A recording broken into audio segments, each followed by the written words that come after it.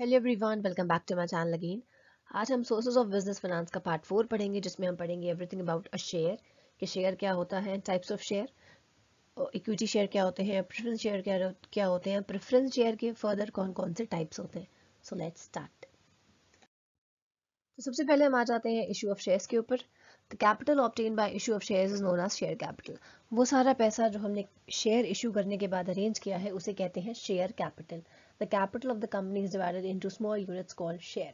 Share मतलब देखिए, share एक हिस्सा होता है, ठीक है। शेयर मतलब एक हिस्सा, a part of thing that we share. हिस्सा शेयर करो, share, sharing, this is a share. कुछ शेयर मतलब कि कंपनी का जो पूरा कैपिटल है उसके छोटे छोटे हिस्से किए जाते हैं, और हर छोटे हिस्से को हम शेयर कहते हैं, क्योंकि वो जो शेयर होल्डर्स है वो उस पर्टिकुलर शेयर कैपिटल को शेयर करते हैं थोड़ा थोड़ा। For example, a company can issue 1 lakh shares of ₹10 each. Company 10 रुपए का अगर एक शेयर है तो 1 लाख शेयर इशू करती है, मतलब कि टोटल वैल्यू कितनी हो गई शेयर कैपिटल इज ₹10 लाख। तो जब 10 लाख रुपीज का टोटल शेयर कैपिटल है तो 1 लाख शेयर इशू करे होंगे 10 रुपए के। जब शेयर खरीदे गए होंगे तो कितने पैसे आ गए? 10 लाख रुपए। A person holding a share is known as share holder. वो इंसान जो शेयर खरीदेगा 10 रुपए का, वो शेयर होल्डर कहलाएगा। तो कुछ नहीं है, share is nothing but the company का जो शेयर कैपिटल है उसके छोटे हिस्से छोटे छोटे भाग में डिवाइड होते हैं, और हर भाग को हम शेयर कहते हैं। उस छोटे हिस्से को अगर हम खरीद लेंगे तो हम बन जाएंगे शेयर होल्डर। जैसे हमने 2 शेयर खरीदे तो 20 रुपए का लगेगा, तो मतलब हमारे पास 2 शेयर है, 3 शेयर है, 4 शेयर है, ऐसे करके जितने शेयर हम चाहे वो उतने खरीद सकते हैं। शेयर 2 तरीके के हो सकते हैं, one is equity share and the other one is preference share.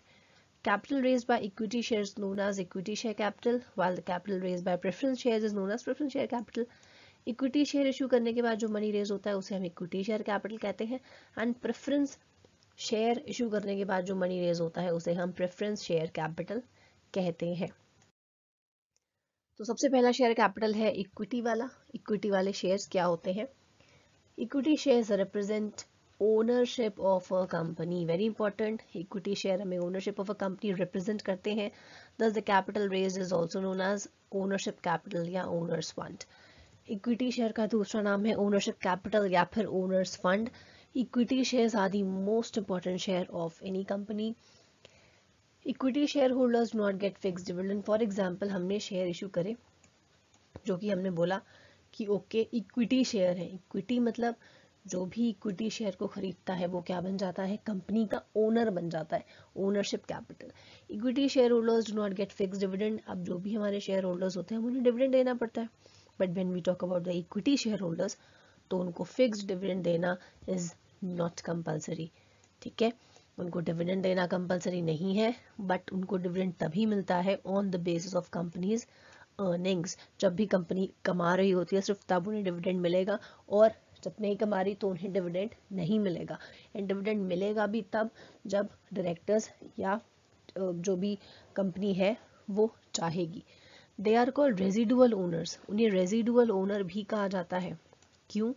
क्योंकि they receive what is left after all the claims of the company's income and assets have been settled.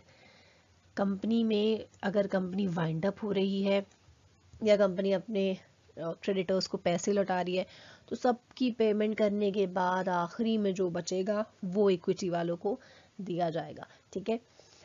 On the other hand, जब company ख़त्म हो रही होती है at that time also जितने creditors हैं उनका पेमेंट पहले होता है, जितने एम्प्लॉयज़ हैं सबकी सैलरी वगैरह सब कुछ पहले, उसके बाद आखिरी में जो बचा तब इक्विटी शेयर वालों को मिलता है। क्योंकि इक्विटी शेयर जो हमारे ओनरशिप को रिप्रेजेंट करते हैं। फॉर एग्जांपल, ओनर, जैसे कि अगर आप किसी कंपनी के ओनर है तो सबसे पहले आप अगर कंपनी बंद कर रहे हैं तो आप अपने एक्सटर्नल डेट्स को पहले चुकाएंगे कि इसको भी पैसे देने, उसको भी पैसे देने, उसके बाद जो बचेगा आप उसमें हिस्सा लेंगे। In the same way equity share holders भी यही होते हैं। इक्विटी शेयर खरीदने के बाद वो बन जाते हैं ओनर्स ऑफ द कंपनी, या उनके अब खुद के कैपिटल लगे हुए हैं, मतलब अब उन्हें रिस्क भी बेयर करना पड़ेगा जैसे ओनर रिस्क बेयर करता है। उन्हें प्रॉफिट होगा तभी उन्हें दिया जाएगा, प्रॉफिट नहीं होगा तो उन्हें कोई हिस्सा नहीं मिलेगा। ऑन द अदर हैंड, अगर सबका पेमेंट करना है तो दे आर पेड सबसे आखिरी में, जो बचा वो रेसिडुअल मतलब जो बचा हुआ, तो बचा हुए में हिस्सेदारी किसको मिलती है? इक्विटी शेयर होल्डर्स को। और दूसरी चीज, their liability is limited. They also enjoy voting rights. Equity share वालों को इक्विटी शेयर सब्सक्राइब करने के बाद वोटिंग राइट मिल जाता है, कंपनी में पार्टिसिपेट कर सकते हैं इन द इंटरनल मैनेजमेंट और अपना इंटरफेरेंस कर सकते हैं। अपार्ट फ्रॉम डिविडेंड, डिविडेंड के अलावा उन्हें शेयर इन प्रॉफिट भी मिलता है। मतलब कि अगर डिविडेंड देना तो कंपनी की मर्जी है, अगर कंपनी की कमाई हो रही है तो डिविडेंड मिलेगा, लेकिन अगर प्रॉफिट और भी ज़्यादा है तो उनको प्रॉफिट में हिस्सेदारी भी मिलती है। On the other hand preference वालों को ऐसी कोई हिस्सेदारी नहीं मिलती। They enjoy the reward as well as bear the risk of ownership. अगर उनको प्रॉफिट हो रहा है तो प्रॉफिट में हिस्सा तो मिलेगा ही। मतलब कि इक्विटी शेयर में आप ये समझिए कि there is high risk and there is high loss. High profit का भी रिस्क है, हाई लॉस का भी रिस्क है। प्रॉफिट हो सकता है तो आपको डिविडेंड भी मिलेगा, आपको शेयर इन प्रॉफिट भी मिलेगा। ऑन द अदर हैंड अगर लॉस हो रहा है तो आपको कुछ भी नहीं मिलेगा। तो जितना हाई रिस्क हो सकता है ऑफ गेटिंग प्रॉफिट, उतना ही हाई रिस्क हो सकता है ऑफ गेटिंग लॉस। ठीक है। On the other hand voting right भी मिल जाते हैं, कंपनी में इंटरनल मैनेजमेंट में इंटरफेयर भी कर सकते हैं। मतलब कि एक तरीके से मैनेजमेंट में इंटरफेरेंस पूरा आ जाता है, ओनरशिप आ जाती है कंपनी की। तो ये था all about the equity shares. Let's move on to merits and demerits of equity shares. Merits में आ जाता है suitable for investors who assume risk for high returns. ये उन लोगों के लिए है जिनको हाई रिस्क लेना पसंद है और हाई रिटर्न्स चाहिए, क्योंकि प्रॉफिट जब कंपनी में हाई होता है तो अच्छी खासी कमाई हो जाती है। तो it is suitable for those investors जो कि हाई रिस्क पे हाई रिटर्न चाहते हैं। सेकेंड वन इज पेमेंट इनका, क्योंकि कंपलसरी नहीं है, कंपनी की अर्निंग्स के ऊपर डिपेंड करता है, इस वजह से कंपनी के ऊपर कोई भी बर्डन नहीं होता कि इन्हें डिविडेंड देना है। Third one is permanent source of capital. मतलब कि इनका जो रीपेमेंट होता है वो कंपनी खत्म होने के बाद ही होगा, मतलब कि eight the time of liquidation only. तो एक तरीके से परमानेंट सोर्स है। अगर हमने इक्विटी शेयर लोगों को देके उनसे पैसे लिए हैं तो उन पैसों की वापसी हम कब करेंगे, जब कंपनी लिक्विडेट होती है। And we all know that the feature of perpetual succession in company, कि कंपनी की कोई लाइफ नहीं होती, वो लॉ के द्वारा ही खत्म की जा सकती है। तो मतलब कि they serve as a permanent source. वो जब चाहेंगे, मतलब जब कंपनी खत्म होगी तब उनको रीपेमेंट होगा, तो पैसे वापस देने की हमें कोई जल्दी नहीं होती, क्योंकि वो एक तरीके का परमानेंट सोर्स ऑफ कैपिटल बन जाता है। Equity capital provides credit worthiness of the company. अगर इक्विटी शेयर ज़्यादा है तो कंपनी की क्रेडिट वर्दिनेस अच्छी होगी, उसके पास उसकी credit repaying capacity can be enhanced. Funds can be raised without creating any charge on the asset. मतलब कि कोई एसेट नहीं रखवाई हमने, सिर्फ और सिर्फ इक्विटी शेयर इशू किए गए जो कि खरीद लिए गए by the equity share holders, and equity share capital has been raised. Demerit क्या हो सकते हैं? Investors want steady income. वो वाले इन्वेस्टर जिनको हर महीने कुछ ना कुछ इनकम आती रहे, ऐसी थिंकिंग है, तो उनके लिए इक्विटी शेयर तो बिल्कुल नहीं है, क्योंकि इक्विटी शेयर में आपको डिविडेंड नहीं मिलेगा until and unless the earning is not there. Second one is the cost of equity shares is generally more as compared to other source. इनको इशू कराने का कॉस्ट जो है वो ज़्यादा हाई होता है as compared to any other. Issue of additional equity share dilutes the voting power. अगर हम इक्विटी शेयर इशू करते रहे तो जो वोटिंग पावर है, क्योंकि हमें पता है कि इक्विटी वाले अगर हमारे पास आ रहे हैं तो हमारे में इंटरनल मैनेजमेंट में अफेयर कर सकते हैं। तो जब इंटरनल मैनेजमेंट में वो अफेयर करेंगे या इंटरफेयर करेंगे तो इन दैट केस हमारे जो ऑलरेडी एग्जिस्टिंग शेयर होल्डर है उनके काम में कुछ ना कुछ बाधा आएगी। इस वजह से अगर एडिशनल इक्विटी शेयर इशू करते हैं तो वोटिंग पावर डिवाइड हो जाती है और ज़्यादा इक्विटी शेयर होल्डर बढ़ते जाएंगे, सबका अपना अपना वोटिंग पैटर्न, सबकी अपनी अपनी इंटरनल से इन द मैनेजमेंट होगा। तो मतलब कि जो ऑलरेडी एग्जिस्टिंग है उनको थोड़ा सा बुरा लगेगा कि अरे इनकी भी सुननी पड़ेगी अब। Then comes more formalities and procedural delays are involved while raising funds through issue of equity shares. अगर इक्विटी शेयर के थ्रू मनी रेज कर रहे हैं तो बड़ी फॉर्मेलिटी, प्रोसीजरल डिले, ये वो बड़ा कागज पत्ती सब कुछ लगता है। Then comes हमारा second type of shares which is the preference share. Preference मतलब प्रेफर करना या थोड़ा सा एक प्रेफरेंस देना। The preference share holders enjoy preferential position. जैसा कि इनका नाम है प्रेफरेंस, तो दे आर ऑल्सो प्रेफरेंस्ड। तो इनकी एक प्रेफरेंशियल पोजीशन होती है over equity share holders in the case of dividend and repayment. Dividend इनको दिया जाता है बिफोर इक्विटी वाले, ठीक है, एंड रीपेमेंट इनको अगर कंपनी अगर बंद हो रही है या इनको अगर पैसे वापस देने हैं तो प्रेफरेंस वालों को पहले पैसे दिए जाएंगे और इक्विटी वालों को बाद में पैसे दिए जाएंगे। ठीक है, तो दो केसेस में ये इक्विटी से ज़्यादा बेटर पोजीशन पे होते हैं। कैसे? पहली पोजीशन तो ये कि इनको डिविडेंड देना है आपने, fix rate of dividend. On the other hand equity में there is no fix rate of dividend. इसमें इनको डिविडेंड तब दिया जाएगा जब प्रॉफिट होगा, लेकिन rate is fixed. On the other hand equity वालों को प्रॉफिट डिविडेंड तब दिया जाएगा, लेकिन उनका रेट कोई फिक्स नहीं होता। दूसरा केस रीपेमेंट का, at the time of repayment या at the time of liquidation, preference वालों को पहले रीपे करेंगे हम और इक्विटी वालों को सबसे आखिरी में, इसलिए हम उन्हें रेसिडुअल ओनर्स भी बोलते हैं। Second one is preference share are features of both.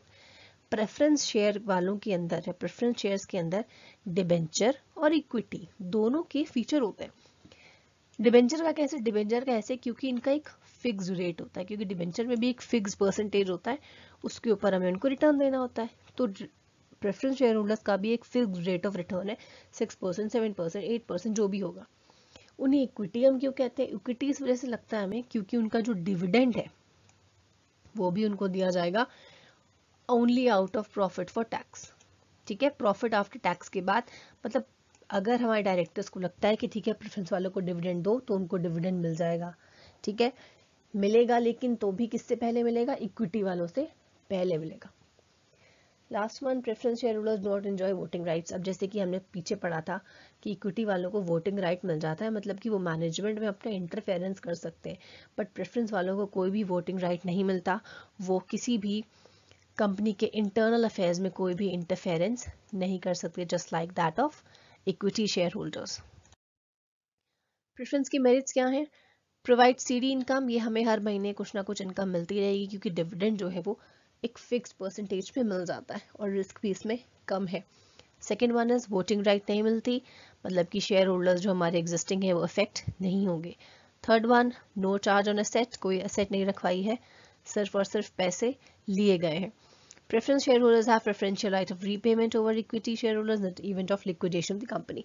अगर कंपनी खत्म हो रही है, सबके पैसे वापस दिए जा रहे हैं, सबसे पहले पैसे किसे दिए जाएंगे? प्रेफरेंस वालों को दिए जाएंगे ओवर इक्विटी। मतलब इक्विटी और प्रेफरेंस में अगर पूछा जाए कि किसको पहले पैसे मिलेंगे, तो हमेशा प्रेफरेंस को ही पैसे पहले दिए जाते हैं, उनको प्रेफरेंस मिलती है। ठीक है, तो उस प्रेफरेंस से ये याद रखिएगा that they are preferred always over the equity share holders. Demerit में क्या? Are not suitable who wish for high returns, ये उन लोगों के लिए नहीं है जिन्हें हाई रिस्क लेना पसंद है, हाई प्रॉफिट कमाना पसंद है, वो तो सिर्फ चीज इक्विटी में होती है, इसमें ऐसा नहीं है। Second, it dilutes the claims of equity share holders of the company.